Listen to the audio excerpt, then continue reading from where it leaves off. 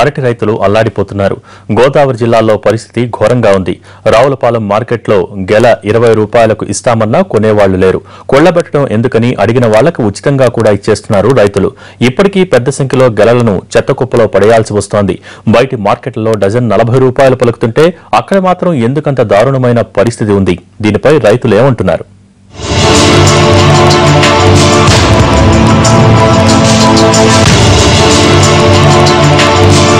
తూర్పుగోదావరి జిల్లాలో అరటి రైతుల దుస్థితి ఇది.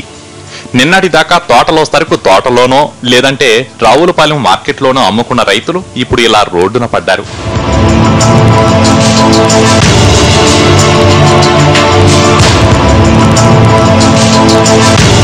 గోదావరి పుష్కరాలు, ఆషాఢం, అధికాషాఢం కారణంగా తీర ప్రాంతంలో శుభకార్యాలు ఆగిపోయాయి. ఒడిశాలో మోడం ఉందంటూ వినియోగం బాగా తగ్గింది. భూకంపం కారణంగా నేపాల్లో పరిస్థితులు తల్లకిందులై అక్కడి ఆర్డర్లు రద్దయ్యాయి. ఈ సంవత్సరం విశాఖ, విజయనగరం జిల్లాల్లో అరటి సాగు బాగా పెరిగింది. దీంతో అక్కడి వ్యాపారులు ఇటువైపు రావడం మానేస్తారు. వీటన్నిటికీ తోడు ప్రస్తుతం తూర్పుగోదావరి జిల్లాలో సాగు విస్తీర్ణం పెరిగింది. ఇలా రకరకాల కారణాలతో డిమాండ్ దారుణంగా పడిపోయింది. అరటి గేలలు కావాలని అడిగే వాళ్ళు లేకుండా పోయారు.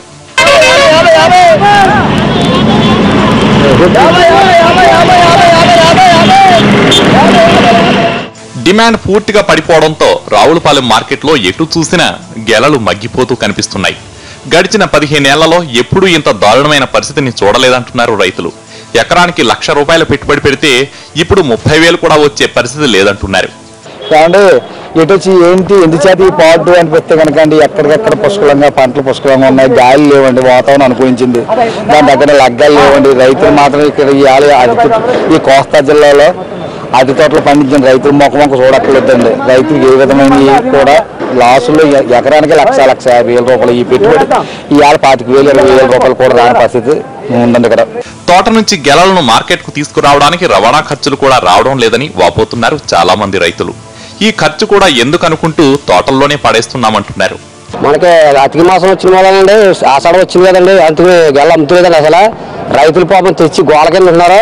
గెల ₹25, ₹30 కూడా కొంటలేదు. ఎవరు లాట్లు పాడేసిపోతున్నారు, అవతల పాడేస్తున్నారు. గెల్లో 1000 గెల్లో కనీసం 400 గెల కూడా ఇక్కడ ఇప్పుడే పరిస్థితి లేదండి. అంతా కూడా చీరలో కూడా కుళ్ళిపోయి వాసన వచ్చేస్తున్నాయండి.